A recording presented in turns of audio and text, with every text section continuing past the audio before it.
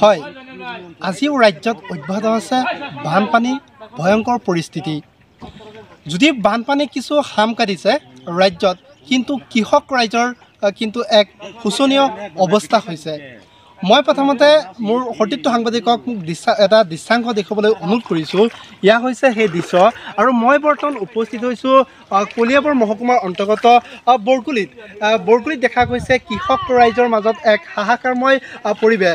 কিয়নো কৃষক ৰাইজ তথা কৃষি যি কৰিছিলে তেওঁলোকে এটা সপোন লৈ এই খেতি দেখা গৈছে পানীয়ে টচ কৰা পৰিলক্ষিত হৈছে। ইয়া হৈছে এক হেণ্ডেলিং কৰিছিলে এজন কৃষকে।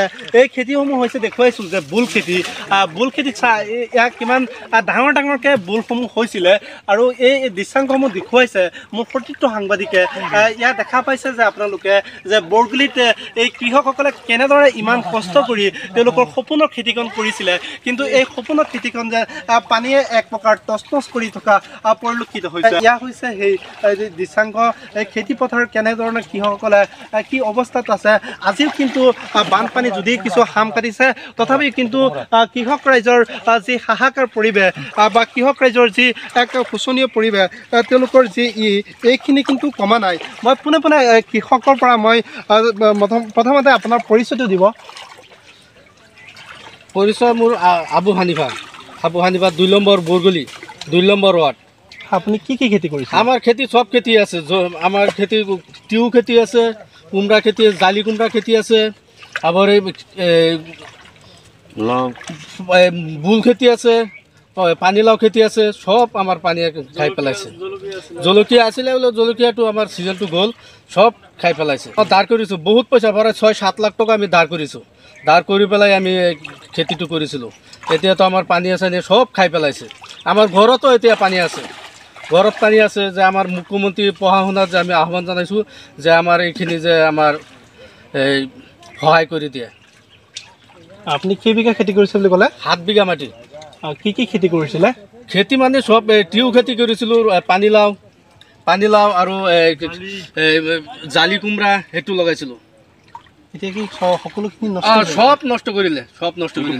এবাৰ তোলা নাছিল? না 1 তোলা দিছিলোঁ, ফাৰ্ষ্ট তোলা দিছোঁ। সেইটো কিমানকৈ বিক্ৰী কৰিছিলে? 20 টকা 30 টকা বিক্ৰী কৰিছিলোঁ ফাৰ্ষ্ট তোলাটো। আমাৰ চব্জি যেটো চব্জি একদম সেই যোৰহাটলৈকে একদম গুৱাহাটীলৈকে যা চব্জি, এতিয়াতো আমাৰ চব্জি একদম সব পানী খেলা পেলাইছে। এতিয়া যেইখিনি চব্জি আমাৰ 20 টকা 30 টকা কিনিব হয়, সেইটো চব্জি আমাৰ 80 টকা 90 টকা কিনিব লাগে। এতিয়াতো আমি চব্জি কিনিব নোৱাৰোঁ, পইচাই নাই। এতিয়া আমি কি কৰিম? এতিয়া মুখ্যমন্ত্ৰী আমি আহ্বান জনাইছোঁ যে আমাৰ এইখিনি যে ঋণবিলাক সহায় কৰি দিয়ে। হয়, এইদৰে কিন্তু দেখা গৈছিল যে ৰাজ্যৰ ভিন্ন প্ৰান্তত কিন্তু ইয়াৰ পৰা দেখা গৈ আজি কেঁচা সামগ্ৰী, এই কেঁচা সামগ্ৰী ৰাজ্যৰ ভিন্ন প্ৰান্তত কিন্তু যায়। এই কেঁচা সামগ্ৰী বিভিন্ন বজাৰলৈ যায়, কৃষকসকলে উৎপাদন কৰে। এই উৎপাদন কৃষি যি বয় বস্তু আছে এইখিনি বিভিন্ন বজাৰলৈ গৈ বিক্ৰী কৰে। কিন্তু আৰু এজন কৃষক আছে, আৰু এজন কৃষকৰ পৰা মই মন্তব্য ল'বলৈ যত্ন কৰিম। হয়, কি ক'ব আপোনাৰ যি ক্ষতি হৈছে? প্ৰথমতে আমি আপোনালোকক ধন্যবাদ জনাইছোঁ। আমাৰ এইটো পিছপৰা অঞ্চলৰ অহাৰ কাৰণে আহি পেলাই যে আমাৰ এই বানপানী থকা ৰাইজক যে আপোনালোকে চকু দিছে, সেইটো কাৰণে সহায় কৰিছোঁ। এইটো চাওক, আপোনালোকে চাওক, ইয়াত মানে এইটো আমাৰ কৃষিজীৱী অঞ্চল। গোটেই মানুহ আমাৰ ইয়াত কৃষি কৰে। আজি চাওক, কোনো মানুহ 10 লাখ 20 লাখ 15 লাখ 8 লাখ তেনেকৈ পইচা ধাৰ চাৰ কৰি মেলি এনেকৈ ধুনীয়াকৈ খেতি কৰি এইবিলাক চাওক, এইবিলাক চব তিয়ঁহ, লাও, চাও, কোমোৰা চোমোৰা সব খেতি কৰিছে, কিন্তু বানপানীয়ে সব ধ্বংস কৰি দিছে। এতিয়া মানে আমাৰ কৃষকসকলে একদম নাৰ্ভাছ হৈ গৈছে। এতিয়া আমি চৰকাৰৰ তাতে প্ৰশাসনৰ এটা অনুৰোধ জনাম, যাতে আমাক কৃষকসকলে যাতে কিবা এটা সহায় কৰে।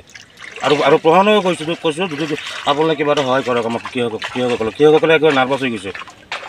হয়, এইদৰে কিন্তু কৃষকে কৈছে যে তেওঁলোকৰ যি সপোনৰ খেতি আছিলে, এই খেতি কিন্তু দেখা গৈছে যে একে সম্পূৰ্ণৰূপে নষ্ট হোৱা বুলি ক'ব লাগিব।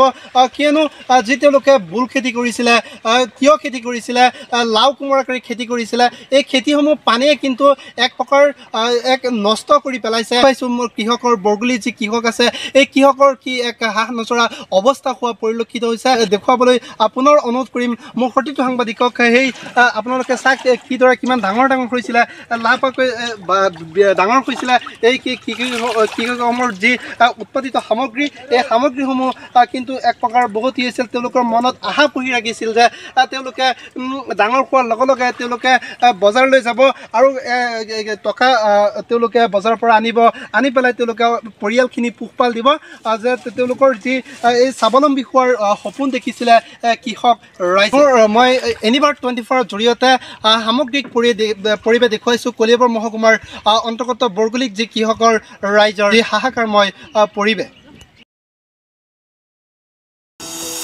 এনিভাৰত 24ৰ প্ৰথম প্ৰয়াস জুবিন গাৰ্গৰ গীতৰ প্ৰতিযোগিতা জুবিনৰ গানে কি আনে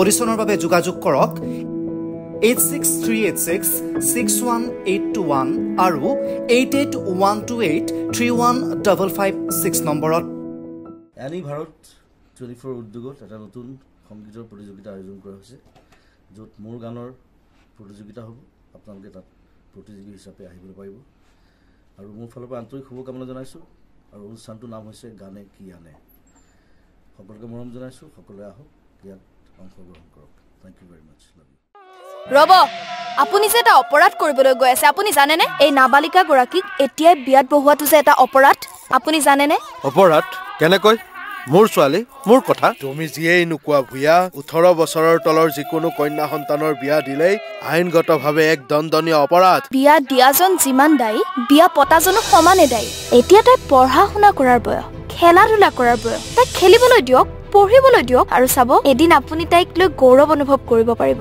এতিয়াই তাইক সংসাৰৰ বোজা দি তাইৰ ভৱিষ্যত জীৱনটো অন্ধকাৰ কৰাৰ অধিকাৰ তোমাৰ জানো আছে মোৰ ভুল হৈ গ'ল মাজনী মোক ক্ষমা কৰিবা শিক্ষা ল'ৰা ছোৱালী উভয়ৰে প্ৰাপ্য আৰু অধিকাৰ আপোনাৰ কন্যা সন্তানক তাইৰ এই প্ৰাপ্যৰ পৰা বঞ্চিত নকৰাব বাল্য বিবাহ ভাৰতীয় আইনৰ দ্বাৰা বিহিত এক দণ্ডনীয় অপৰাধ এনে অপৰাধ কৰি আপোনাৰ কন্যা সন্তানৰ ভৱিষ্যত অন্ধকাৰৰ মাজলৈ ঠেলি নিদিব